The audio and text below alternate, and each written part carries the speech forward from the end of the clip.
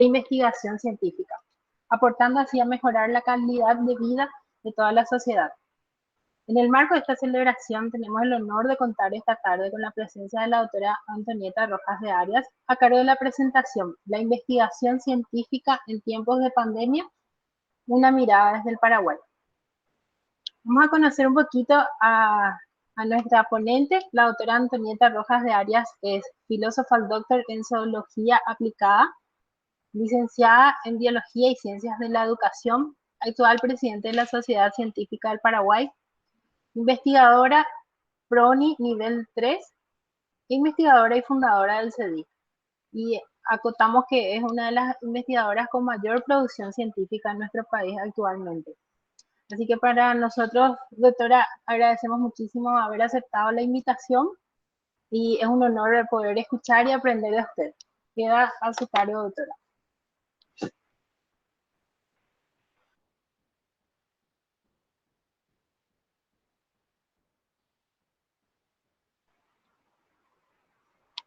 Doctora, no la estamos escuchando, no sé si tiene apagado el micrófono.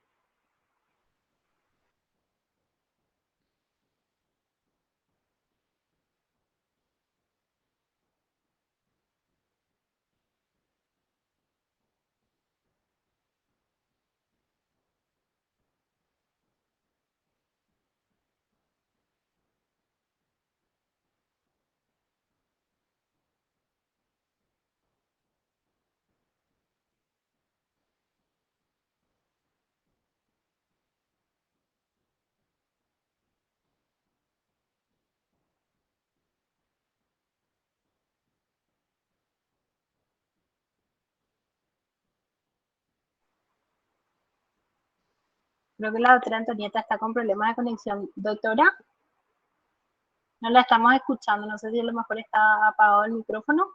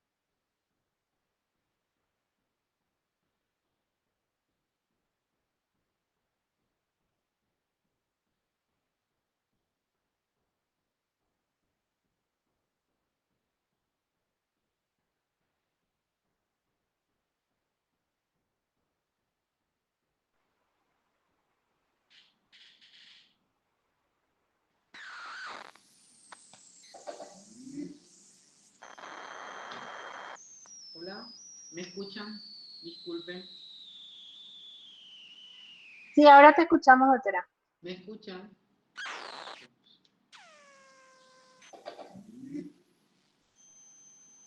Hola, ¿me escuchan? Hola, doctora. Sí, ahora le Sí, estamos escuchando. sí, muchas gracias. Disculpen, pero no sé qué pasó, parece que se apagó el micrófono. Bueno, primero quiero agradecer a la Sociedad de Estudiantes de Medicina de la UNIVE, de la UNIDA, por esta invitación a hacer esta presentación esta noche. Sé que hoy se celebra el Día del Investigador Científico, especialmente en Argentina, en honor al doctor Hussein, que fue un investigador, premio Nobel en Argentina, muy querido y muy recordado por su legajo a la investigación y a la medicina, en el área de la medicina en Argentina. Así que me alegra mucho que este día tenga yo la oportunidad de hablar con ustedes. eh, y el tema que voy a desarrollar es la investigación científica en tiempos de pandemia, una mirada desde el Paraguay. Para hablar con ustedes esta noche hice una hoja de ruta por la cual quiero llevarles de la mano Primeramente hablando de lo que es el conocimiento científico. ¿Cómo se genera el conocimiento científico y qué es en sí esto y cómo se relaciona con la ciencia? Posteriormente vamos a hablar del papel de la ciencia y el abordaje de la pandemia, ¿verdad? O sea, si realmente se le escucha a la ciencia cuando la ciencia hace planteamientos desde la academia. Posteriormente vamos a dar una mirada integral de lo que es la pandemia. También vamos a qué se investiga en Paraguay. Voy a mencionar algunas de las líneas que han surgido justamente durante este proceso de pandemia. El impacto de la COVID en la ciencia, cómo impactó realmente esta enfermedad en la ciencia. Y innovar en base a ciencia, poniendo un ejemplo interesante sobre cómo se han innovado en otros países y la importancia que ha tenido la innovación para apoyar a la ciencia. Y finalmente quiero cerrar esta exposición hablando de qué hacemos para dar respuesta a futuras pandemias, especialmente en países como nosotros que no fabricamos vacunas, no tenemos una infraestructura para los insumos básicos que se requieren para una pandemia como la que estamos sufriendo actualmente a nivel mundial. Entonces, básicamente, el conocimiento es un conjunto de saberes. Es un proceso crítico que siempre está fundamentado, ordenado, comprobado y sistematizado. Todo este conjunto de saberes se consiguen a través de un proceso metodológico generalmente riguroso, con una metodología rigurosa, donde se utiliza la observación, la experimentación, el análisis de los fenómenos, ¿verdad? Donde siempre prima la validez de los datos, la objetividad y la universalidad. Generalmente, cuando las construcciones teóricas que hacen los científicos son teorías temporales. Cada vez que aparece algo nuevo o que hay un cambio brusco, un salto innovador muy importante en alguna teoría, a eso generalmente se le llaman los cambios de paradigma. Y por eso las teorías que se crean en la ciencia son temporales. Esas teorías siguen siendo estudiadas y nuevas mentes, nuevos desarrollos científicos a veces rompen algunos esquemas y crean nuevos desafíos y nuevas teorías para continuar creciendo en el conocimiento científico. Entonces, podemos decir entonces que el conocimiento y la ciencia se relacionan por ese proceso metodológico que llevan adelante y que lo convierte en un proceso crítico, fundamentado, ordenado, comprobado y sistematizado. Pero ¿cómo aporta, por ejemplo, la investigación científica a todo este proceso? Doctora, Sí. disculpe la interrupción, pero le estamos escuchando un poquito bajo. ¿Usted tendría posibilidad de levantar un poco el volumen del micrófono? Sí, cómo no. Voy a aumentar. A ver si es posible o lo voy a acercar más.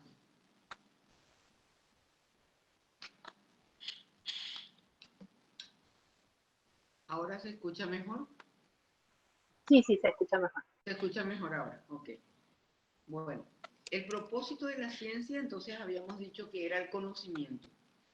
Adquirir conocimiento es apropiarse de la realidad, del entorno. Y la investigación con la cual uno trata de generar ciencia o adquirir nuevos conocimientos o generar nuevos conocimientos, la herramienta que utiliza la ciencia para producir esto es la investigación. Es el modo de adquirir conocimientos y por lo tanto es la forma de construir la ciencia. Entonces la ciencia se vale de la investigación como herramienta para la producción de nuevo conocimiento. La metodología de la investigación, entonces, como herramienta, es la que aporta todos los métodos, la categoría, las leyes, los procedimientos que van garantizando a través de esa metodología rigurosa la solución de problemas científicos con máxima evidencia. Y a eso es lo que se llama la investigación científica como un conjunto de acciones que se van planificando y que se llevan a cabo generalmente con la finalidad de resolver un problema planteado, ya sea de una manera parcial o total. Entonces, el proceso de investigación científica es la vía principal para la adquisición de nuevos conocimientos. Ahora, se compara mucho la investigación con la tecnología y se dice ciencia y tecnología, pero la investigación tecnológica tiene sus peculiaridades distintas a la investigación científica. Entonces, veamos un poco cuáles son. El pensamiento ingenieril generalmente se centra en el diseño, mientras que el pensamiento científico, que es sistemático, se centra en el proceso. La finalidad de la investigación es más llevada a resolver los problemas que surgen en la sociedad, mientras que la investigación científica puede ser investigación básica, que la investigación básica genera un nuevo conocimiento para ir creciendo sobre un tema del cual se desconocen muchas cosas, pero no necesariamente tiene que tener una aplicación de utilidad pública. En investigación científica uno tiene dos opciones: o genera más conocimiento sobre un tema o tiene como resultado un producto que puede ser de utilidad pública. Con relación a las externalidades, aborda temas económicos, temporales, sociales, culturales y geográficos. Lo hace también la investigación científica. Y por eso muchas veces la propia investigación tecnológica utiliza métodos científicos para incorporarlos en su proceso. Por ejemplo, en el proceso del diseño, por ejemplo, de la investigación tecnológica, no existe, no hay uno específico ni se define, como en el caso de la investigación científica, que tanto el paradigma cuantitativo como el paradigma cualitativo tienen su diseño específico para llevar adelante la investigación. Acá el diseño no es lo primordial, porque en la tecnología no hay una sola solución correcta. Entonces se aborda, no hay un diseño definitivo. Los métodos, como decía, también son mixtos, pueden evaluar métodos científicos y tecnológicos siempre buscando la mejor propuesta. Y en el caso particular, desde las etapas, existe una permanente, digamos, retroalimentación en el proceso de la investigación tecnológica y que va inclusive ajusta sus objetivos iniciales. Eso rara vez ocurre en la investigación científica. Uno fija su pregunta, establece los objetivos de investigación, plantea sus hipótesis, sobre todo en la investigación cuantitativa. Entonces uno desarrolla todo un marco teórico, un respaldo, una argumentación científica para comprobar o rechazar las hipótesis. Pero el proceso metodológico, una vez que se fija en la investigación científica, es un proceso metodológico riguroso y sistemático, donde no se van haciendo ajustes en la medida que uno va haciendo el trabajo, porque puede provocar sesgos en los resultados. En cambio, en la investigación tecnológica, a medida que ellos van aportando métodos al proceso, ellos pueden ir ajustando sus objetivos iniciales. Y con relación al resultado, en la investigación tecnológica puede ser una nueva invención o simplemente una mejoría en un diseño que ya existía. Entonces, acá tenemos los dos términos que se utilizan muchas veces en conjunto, se dice ciencia y tecnología, pero ambos no son la misma cosa, sino cada uno tiene sus peculiaridades y sus aplicaciones específicas. Pero veamos un poco cuál es el papel de la ciencia en general, ¿verdad? La ciencia, si hay una cosa que la ciencia no es inmediata. No existe la inmediatez en la ciencia. Generalmente, la orientación, se utiliza la ciencia para tomar decisiones inmediatas, pero la ciencia en sí no lo es. Depende mucho de los estudios fundamentales y de un bagaje de información que la respalda para poder tomar una decisión. Generalmente, para una producción de conocimiento científico, se exigen, por ejemplo, inversiones a mediano y largo plazo por parte ya sea del poder público o de la propia sociedad, ¿verdad? Y la calidad de la ciencia que se produce es evaluada generalmente por pares. Los pares son los que se encargan de garantizar la calidad en la producción académica de los investigadores. Por ejemplo, para predecir los caminos del coronavirus como un patógeno nuevo que produce una enfermedad nueva como lo es el COVID, se requieren innumerables trabajos. Imagínense que en los primeros 4 meses de la pandemia se habían publicado ya 2000 trabajos o más en solamente 4 meses, ¿verdad? Y el impacto generalmente de esos trabajos o de los avances tecnológicos que hemos tenido en este año sin precedentes está íntimamente ligado al conocimiento acumulado que se había tenido hasta la fecha, ¿verdad? Entonces, si hay una cosa que no existe, es la inmediatez de la ciencia. No se hace como sacar de un conejo de una gallina. Se hace con el cúmulo de información que se ha acumulado a través de los años sobre un tema o sobre temas en general específicos. Entonces, para facilitar, para abordar esta pandemia, ¿qué es lo que nos ha dado de pronto la ciencia?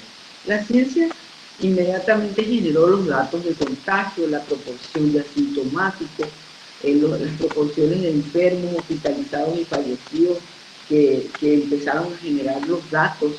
Sabemos la multiplicación del virus, su origen genético, inmediatamente se tenía en menos de un mes la genética del virus, sus probabilidades de mutación, sus variantes que actualmente tenemos que circulan y que la variante por la habilidad que tiene o la rapidez con que muta el virus que genera nuevas variantes, todo eso se va sabiendo sobre la marcha. ¿Por qué? Porque genera esa información gracias a todo el bagaje informativo y tecnológico que tenía previamente. Patrones propios de infectividad, inclusive sabemos, y la gravedad que puede causar en la población y cómo es la dinámica de transmisión. Qué sectores de la población enferman más y cuáles son inclusive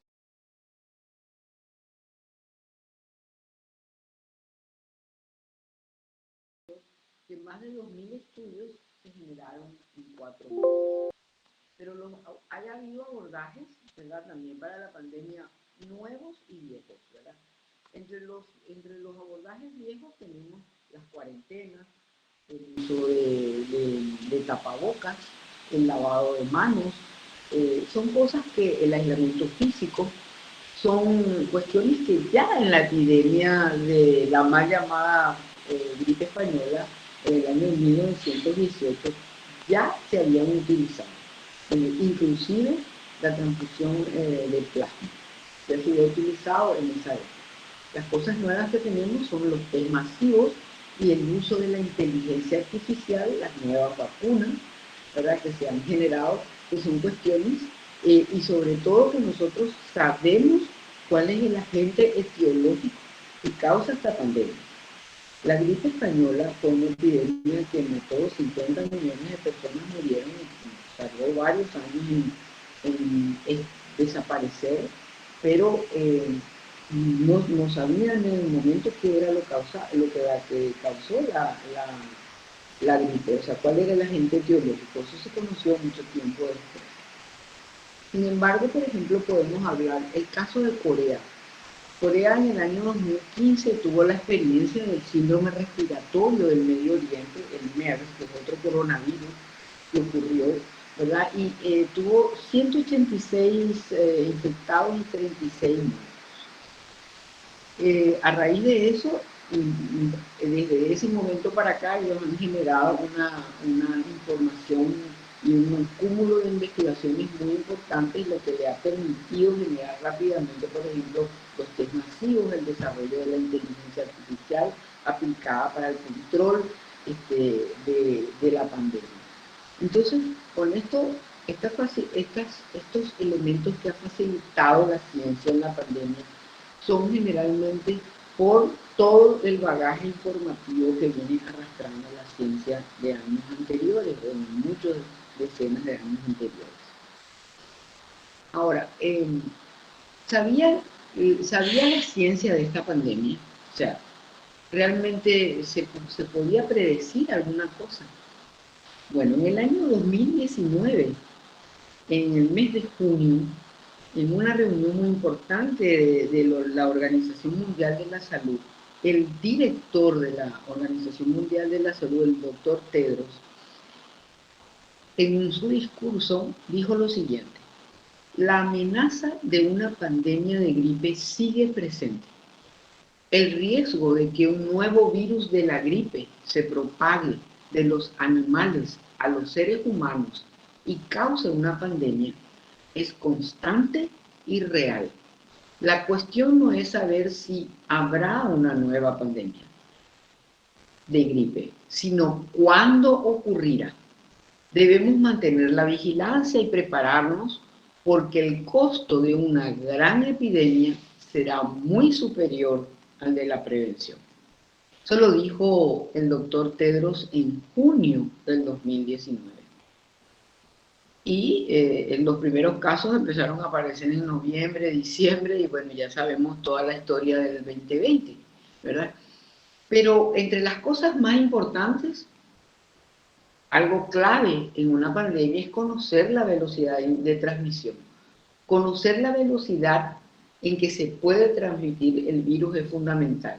Por ejemplo, volviendo a la gripe española del año 1918, esta gripe mató a más personas en 24 semanas que el SIDA en 24 años, para que tengan una idea. Entonces, muy importante saber la velocidad de transmisión, porque eso es lo que va a marcar el futuro de todo el desarrollo de intervenciones y de respuesta que van a poder tener los países ante una eventual pandemia.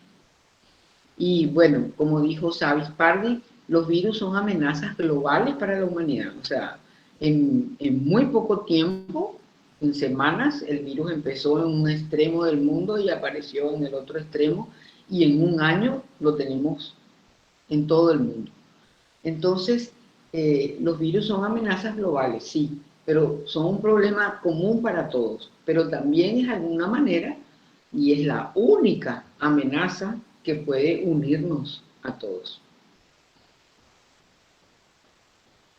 En el año 2007, y aquí para ir contestando si realmente se le escucha o no a la ciencia, o se hace, contando hasta el 2020, 13 años antes de que empezara esta pandemia, el doctor Chen publicó en la revista del American Society for Microbiology, publicó un trabajo detallando claramente al síndrome respiratorio agudo del coronavirus, el SARS, que ocurrió en el 2003, y como un agente de infección emergente y reemergente. Él hace un detallado estudio de este virus y en sus conclusiones dice esto que ustedes están viendo ahí en color rojo. Dice: el SARS-CoV en murciélagos de herradura, junto con la cultura de comer mamíferos exóticos en el sur de China, es una bomba de tiempo. La posibilidad de reaparición del SARS y otros nuevos virus de animales o en laboratorios, así como la necesidad de estar preparados, no debe ser ignorada. Esto lo dijo en el 2007. Bueno, ¿qué ocurrió en esos 13 años? Bueno, ocurrieron otras apariciones, otras pandemias, pero realmente yo creo que muchas cosas de las recomendaciones fueron ignoradas. Lo que no fue ignorada fue la capacidad de generación de conocimientos que ocurrió en esta parte de Asia durante esos 13 años.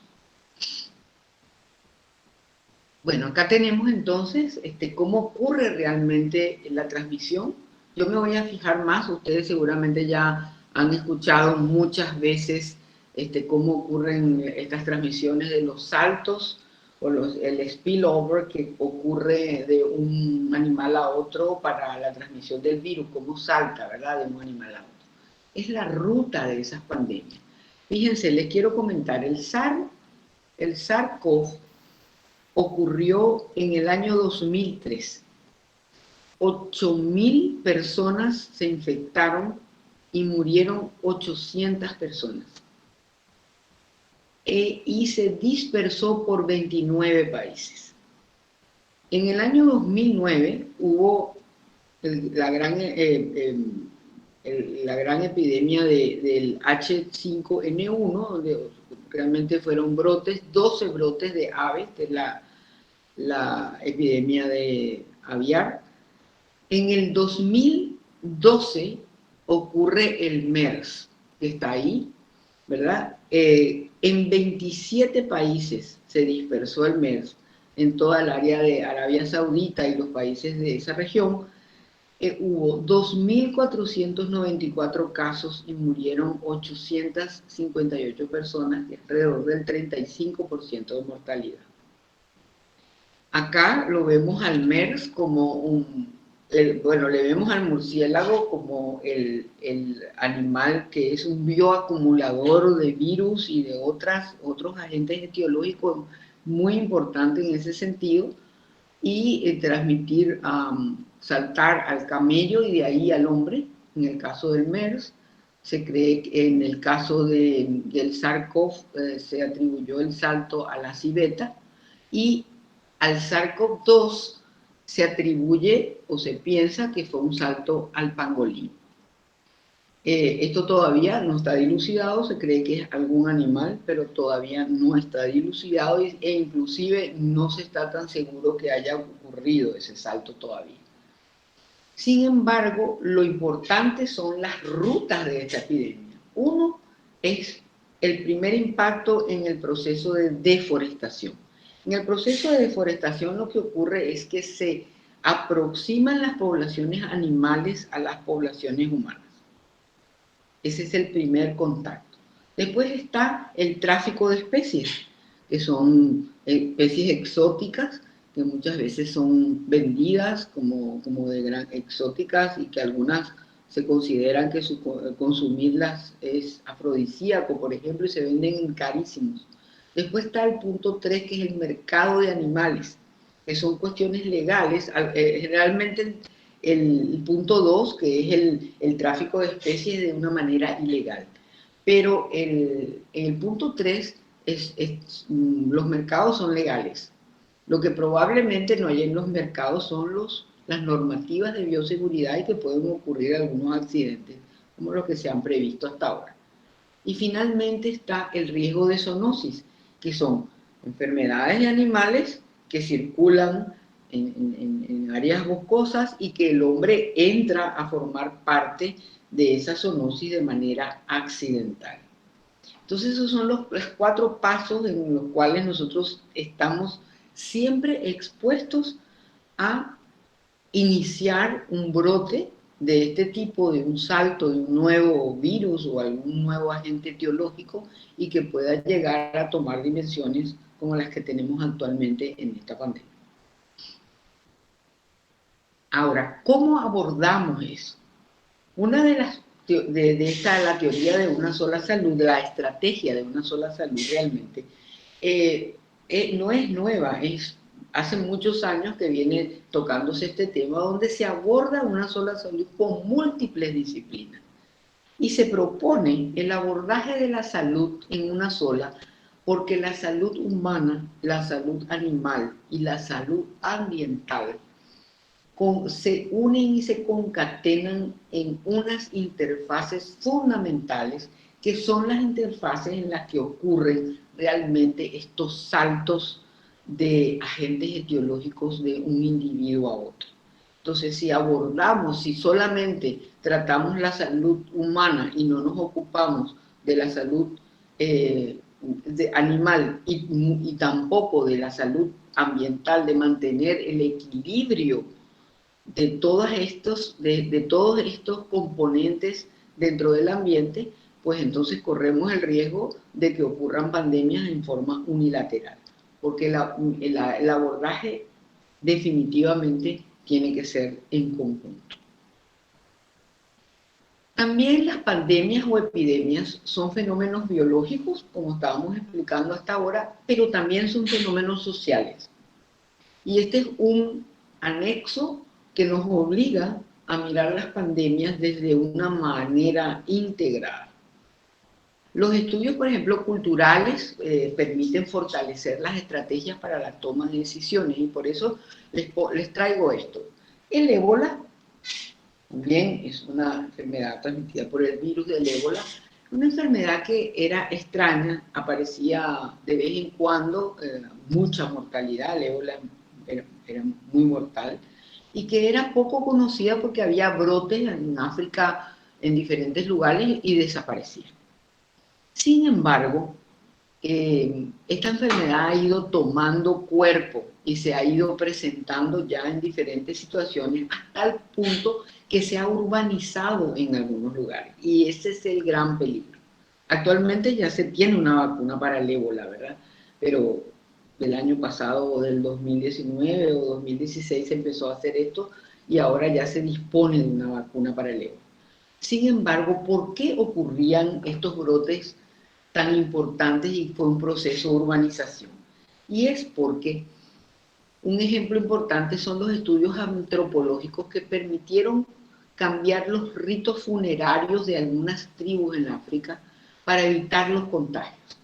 Resulta que el rito funerario en África es bañar al fallecido entre toda la familia. Y en esos baños y ritos religiosos se infectaban todos. Estaba infectada la persona que moría de ébola y se infectaban la familia. Y para que no se llevaran a los muertos en bolsas y ellos no podían hacer su rito, entonces no contaban que esa persona había fallecido. Entonces terminaban infectándose muchos y había grandes brotes. Entonces este estudio realizado por Melissa Leach, una antropóloga, permitió hacer un estudio en estas zonas y matizar un poco cómo podían hacerse o cambiar esta barrera cultural tan importante que eran los ritos funerarios, y la mortalidad por ébola, que era de 60%, cayó a 20%, para que tengan una idea, permitiéndoles a estas personas, como ven acá, hacer los ritos, pero manteniendo cierta distancia. A través de un estudio totalmente antropológico, porque esto es un componente cultural muy fuerte, que lo que hace es arraigar estos procesos y también poner en peligro la dispersión de brotes y epidemias que pueden convertirse posteriormente en pandemias.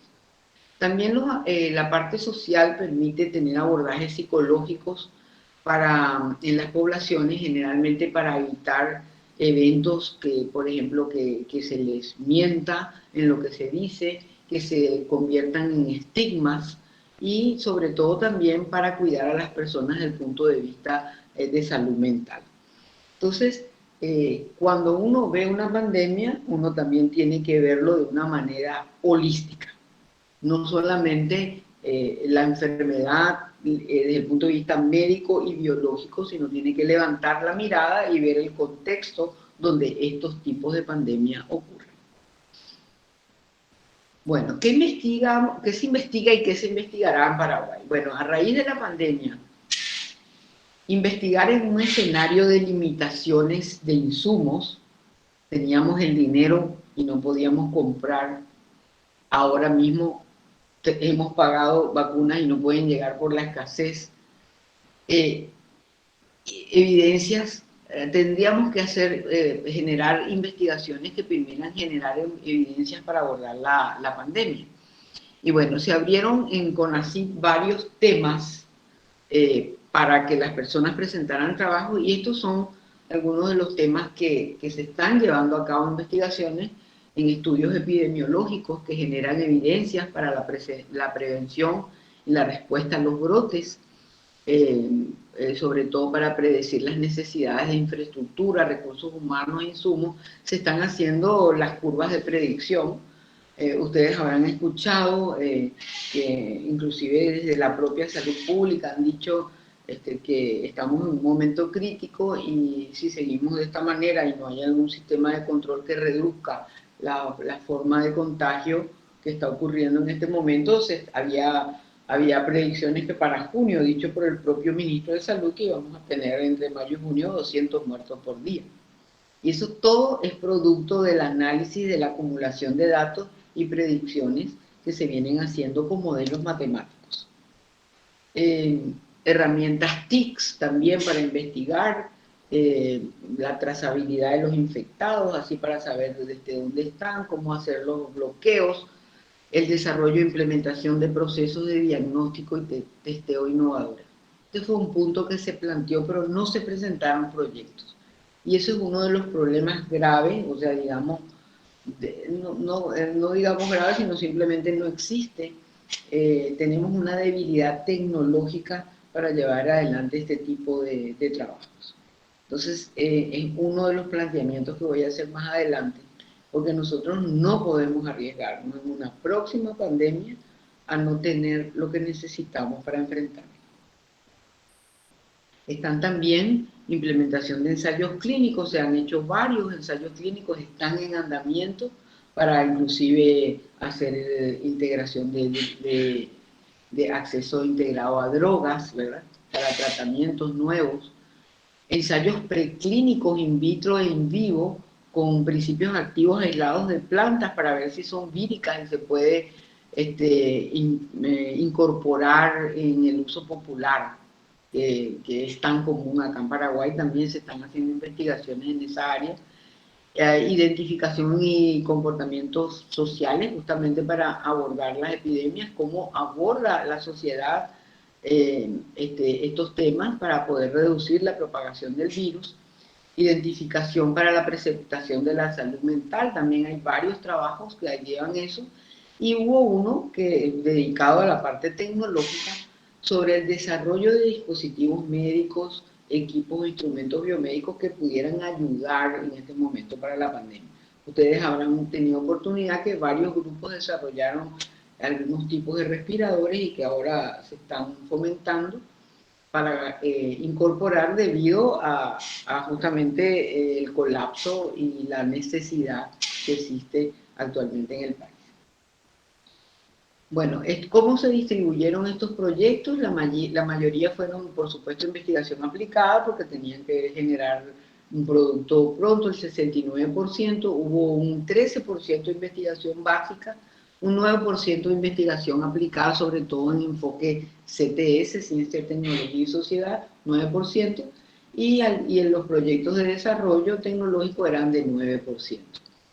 ¿Cómo están siendo administrados? Bueno, dada la premura, casi la mitad de los proyectos son administrados por instituciones privadas, a pesar de que son presentados por investigadores e instituciones públicas también, que se asociaron con la idea de que estos pudieran tener una disponibilidad de los fondos más rápido. Yo creo que esa fue una estrategia que usaron las instituciones, porque todos conocemos lo que es la burocracia pública para la administración de fondos, ¿verdad? Y la distribución de estos proyectos por área de la ciencia, obviamente se fue un 53% para el área de salud, 19% en el área social, 16% en ciencias naturales y exactas y un 12% en ingenierías y tecnología. Eran los temas de estos proyectos. Bueno, y entonces ahora, ¿cómo el COVID impactó en la ciencia? Hasta ahora vimos cómo la ciencia está tratando de impactar sobre el COVID. Veamos ahora lo contrario. En realidad, la ciencia estuvo sorprendida, estuvo desafiada, definitivamente, ¿verdad? Pero nunca habíamos tenido o sea, en los últimos 50 años, la primera vez que realmente hemos tenido un desafío científico y tecnológico tan importante como para desarrollar una vacuna a nivel mundial, digo, en menos de un año. El otro gran desafío que hubo hace 50 años atrás es cuando Estados Unidos y los países más desarrollados decidieron ir a la Luna. Ese fue un desafío que, si bien era una meta que se veía muy lejana, desarrolló enormemente todo lo que era la tecnología de la época. Y no solamente favoreció el hecho de subir y mandar al hombre a la luna, sino un desarrollo en torno a este tema tan importante que se desarrolló para el área médica, para el área de las ingenierías, para todas las áreas de comunicación. Hubo un boom, pero súper importante, cuando el desafío fue llevar al hombre a la luna. Entonces, quiere decir que muchas veces cuando los desafíos son muy grandes y el impulso une a toda una comunidad científica, esto puede ser muy importante. Sin embargo, nosotros podemos decir a esta altura de la pandemia que, si bien hubo un esfuerzo mancomunado de la ciencia, de todos los sectores científicos para llevar adelante la producción de una vacuna, no podemos decir también que fue de la mano esto con las decisiones políticas. En este caso, ustedes, es conocimiento de todos de que existía un mecanismo multilateral creado por las Naciones Unidas para la distribución de las vacunas, porque la vacuna, la idea era que llegara a todos por igual, o una distribución equitativa para que todo el mundo tuviera acceso a la vacuna y se pudiera controlar en este proceso el 70 o el 60% de la población y poder ir amainando un poco el contagio y el impacto que este virus estaba llevando. Sin embargo, este mecanismo rápidamente por los países más desarrollados fue dejado de lado y empezaron las conexiones directas con las empresas para comprar el mecanismo. Y ha habido países que han comprado 5 vacunas por ciudadano, para que tengan una idea. No las tienen las vacunas, pero ya las tienen compradas. Entonces, esa desigualdad en el acceso es lo que ha golpeado fuertemente esa relación que se esperaba mancomunada entre lo que es la ciencia y la decisión política. Pero lo hemos visto una vez más, que la epidemia, si hay una cosa que ha hecho esta pandemia, es que ha desnudado las desigualdades. También hemos tenido un poco de pérdida de las publicaciones.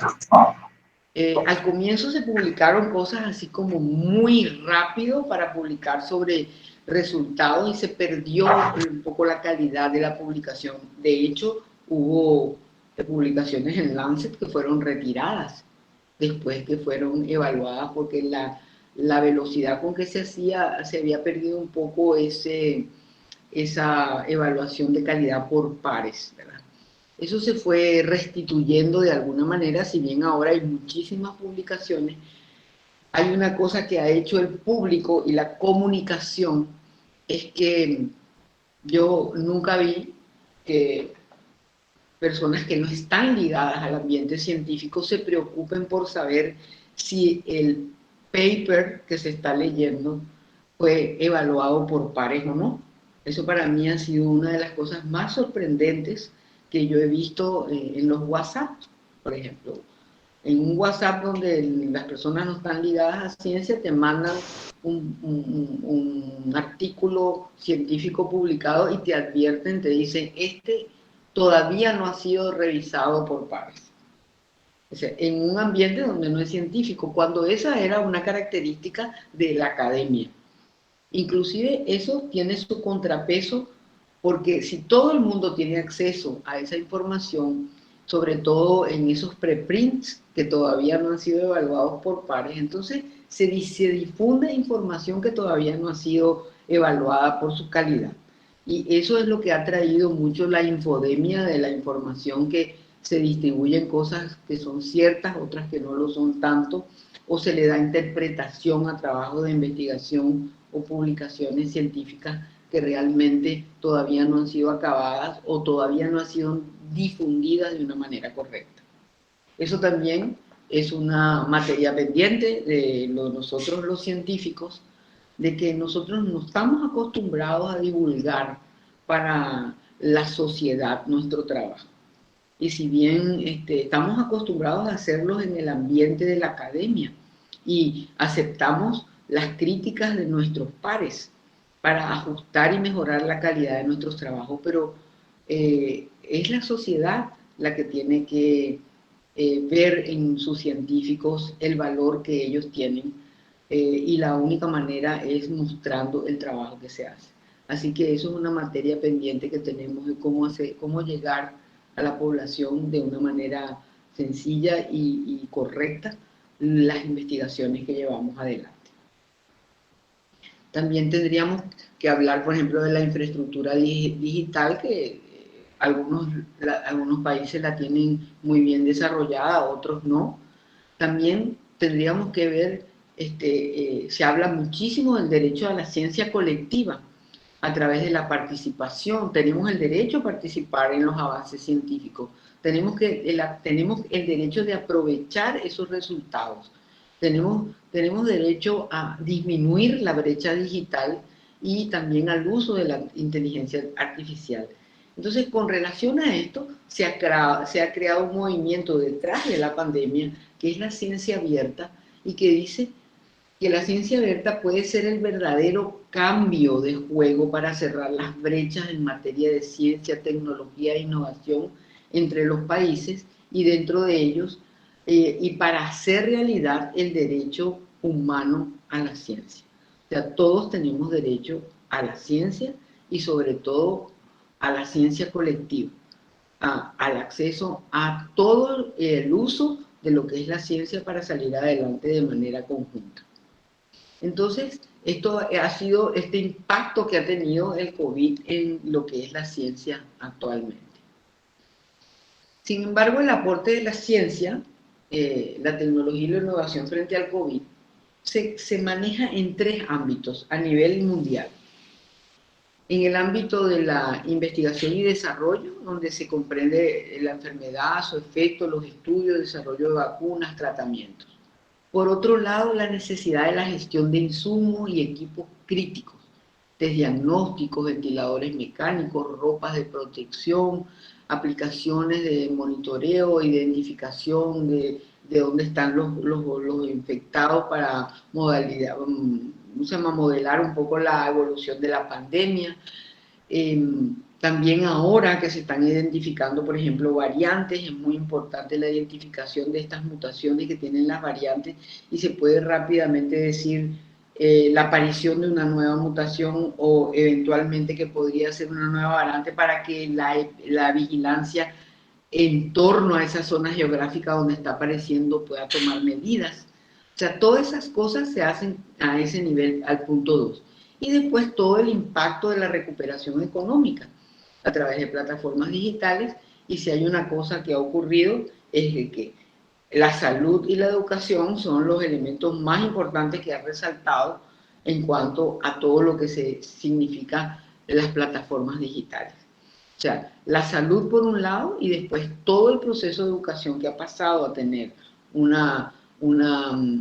paso drástico, rápido a través de digital, como lo estamos haciendo hoy acá, que vino para quedarse y que difícilmente volvamos a tener,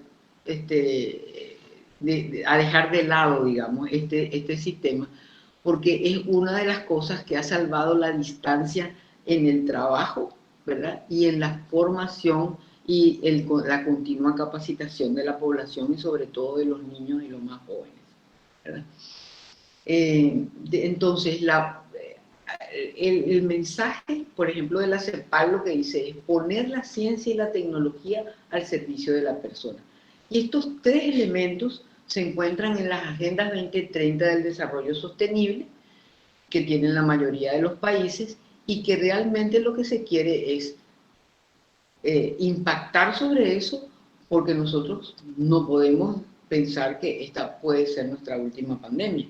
Hay que prepararse y estar en la capacidad de fortalecer la capacidad de respuesta que tenemos que tener para eventos adversos futuros, que no necesariamente tiene que ser una pandemia, puede ser otro tipo de evento adverso que puede llevarnos a situaciones bastante dramáticas. Bueno, entonces, un ejemplo de cómo innovar en base a ciencia. Esto solamente explica, la ciencia no es una línea recta donde uno va desarrollando. Generalmente el desarrollo científico se hace en espiral. Los saltos en el conocimiento ocurren por alguna innovación que ocurre inclusive en una técnica de laboratorio que permite un desarrollo espectacular como lo que hemos visto recientemente. Pero está puesta esta diapositiva acá con un solo propósito, que vean que dice investigación fundamental. No hay investigación tecnológica ni investigación aplicada y tampoco no hay innovación si no existe investigación fundamental. Podemos comenzar a innovar, pero vamos a hacerlo por un tiempo y después eso va a ser como una estrella fugaz, porque la innovación, la investigación aplicada y todo el proceso de desarrollo experimental y constructivo de la ciencia necesita de la investigación fundamental para poder cumplir con su propósito, inclusive para llegar al mercado y a la sociedad. Entonces, si bien la ciencia no es una línea recta, acá solamente muestro esta diapositiva para mostrar la importancia que tiene la investigación fundamental en todo este proceso. Y la tecnología, ¿cómo entramos en este tema tecnológico? Si el conocimiento técnico o tecnología es cada vez más fácil de acceder, algunos inclusive hasta son baratos, ¿por qué simplemente no lo compramos? Esa es la gran pregunta, ¿verdad? Porque nosotros acá en el Paraguay somos consumidores de tecnología. Muy poco es la tecnología que se produce. Pero ¿por qué no tiene que ser así?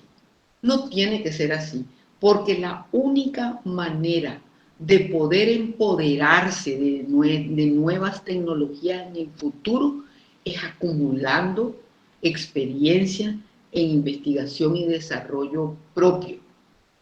Tenemos la única manera de entender y empoderarse de nuevas tecnologías es empezar haciendo la nuestra.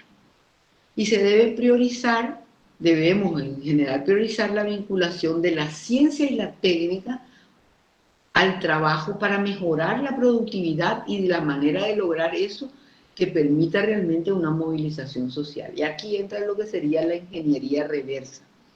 Y el ejemplo que tienen acá es el ejemplo de Corea. Cómo empezó haciendo cosas sencillas, productos pequeños, y cómo utilizando la tecnología de otros, aprendió de la tecnología de otros países y sobre esa tecnología ya existente la aprendió acumulando experiencias y empezó a innovar sobre lo ya existente. Y a eso es lo que se le llama, y pega lo que se llama ese salto reverso, que empieza desde una etapa embrionaria, después una introducción en el tema, un crecimiento, una madurez y luego comienza nuevamente el declive de los productos. Por eso cada vez hay que ir innovando sobre la nueva tecnología para que esa innovación pegue los saltos de conocimiento importantes. Pero lo tenemos que hacer conociendo lo que ya existe, innovando sobre lo que ya existe. Y esa es una de las maneras cuando cuando uno empieza a investigar y pone el foco en el mercado. Entonces, algunos de estos elementos, para superar, por ejemplo, este virus, necesitaremos una amplia gama de disciplinas, inclusive en la región. No hace falta que sea solo Paraguay, en la región del Cono Sur o de América del Sur, una amplia gama de disciplinas que van desde las sociales, las humanidades, la medicina, la biología y la ingeniería, para que con esa multidisciplinariedad podamos nosotros crecer, no solamente en un crecimiento económico, sino también un crecimiento en el desarrollo humano. Esta diapositiva lo que quiere mostrarles es que también es importante en todos estos procesos la globalización. Estas motas azules que ustedes ven acá son las ciudades a nivel mundial que tienen más de 12 millones de habitantes, que incluyen todas sus áreas metropolitanas. Fíjense, son todas las ciudades que actualmente tienen o áreas donde se tiene un importante impacto, que tiene importante impacto la academia. Ahí estaría faltando Europa como un conjunto global, pero estas son ciudades características y fíjense las ciudades del cono asiático. Empieza un brote acá y inmediatamente se va al otro extremo del planeta con en muy poco tiempo, porque fíjense cómo es el tráfico aéreo mundial. El tráfico aéreo mundial lo que ha hecho es acercarnos y ha globalizado no solamente las transacciones económicas, sino también ha globalizado el impacto que se tiene sobre la salud. Y es una demostración para esto. Bueno, entonces, ¿qué hacemos? Llegamos ahora al último punto, ¿verdad? ¿Qué hacemos para dar respuesta a futuras pandemias en países que no fabricamos vacunas? Desde la investigación, nosotros tenemos 3 puntos importantes que debemos desarrollar. La vigilancia de los animales selváticos, ¿verdad? Hay que saber qué está circulando en esos lugares, los patógenos de alto riesgo que portan. Debemos saber qué circula entre esos animales y la población humana con serología positiva, que tienen muy próximo. Debemos hacer librerías y tener identificados sus genomas. Esos estudios de lo que tienen estos animales, porque el salto puede ocurrir en cualquier momento y esa vigilancia a ese nivel es fundamental. También tenemos que vigilar las personas que están en contacto con estos animales para identificar los primeros casos de contagio rápidamente. Hay que mapear esas comunidades donde están, que viven muy próximas al monte, ¿verdad? Y que mediante un sistema de vigilancia municipal habría que tener una observación permanente de qué ocurre en esas zonas. Y el tercer punto es la mejora de la bioseguridad de los mercados, en los que generalmente, sobre todo en comercios de animales salvajes y que son legales, ¿verdad? Los comercios legales y, por supuesto, controlar y perseguir esos comercios ilegales de fauna salvaje. La vigilancia en el comercio de animales silvestres es fundamental para evitar ese contacto con la población, que es donde se pegan estos saltos, muchas veces estos agentes patógenos, por esa proximidad con que se encuentran. Y desde el punto de vista de la toma de decisiones, como países, como región, tenemos que tener un nuevo nivel de discusión a nivel internacional y nacional. Los países en vías de desarrollo, como los nuestros, deben prepararse para nuevos eventos adversos en escenarios de escasez.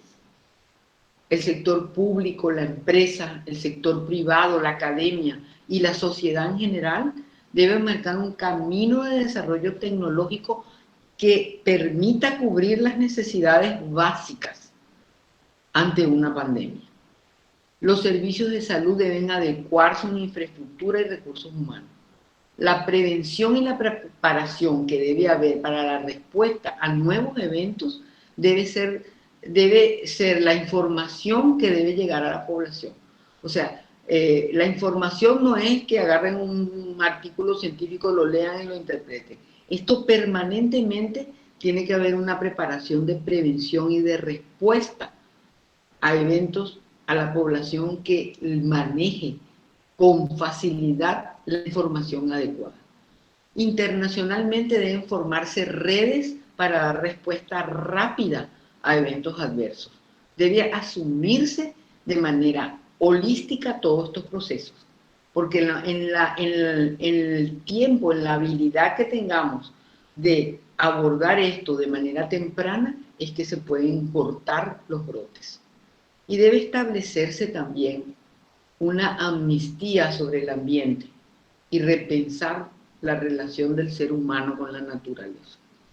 Ya tenemos que aprender a gestionar el uso de la naturaleza y cómo administrar estos procesos para evitar ese contacto, ese proceso de deforestación que provoca ese contacto con poblaciones humanas, entre animales y humanas, y dañando el ambiente y provocando, evitando lo que sería una sola salud. Entonces, yo les pregunto y les dejo a ustedes esta pregunta. El SARS-CoV-2, ¿piensan ustedes que es el patógeno X que el doctor Tedros habló en junio del 2019 en una conferencia de la Organización Mundial de la Salud? ¿O aún no ha llegado todavía la enfermedad X? Les dejo esa pregunta como reflexión. Muchas gracias. Doctora, muchísimas gracias a usted por su tiempo y por la excelente ponencia. No sé si tendría unos minutitos más para abrir una tanda de preguntas. Por supuesto, si hay preguntas con mucho gusto y si yo las puedo responder también. Entonces aguardamos si es que alguno de los participantes tiene algo que consultarle a la doctora.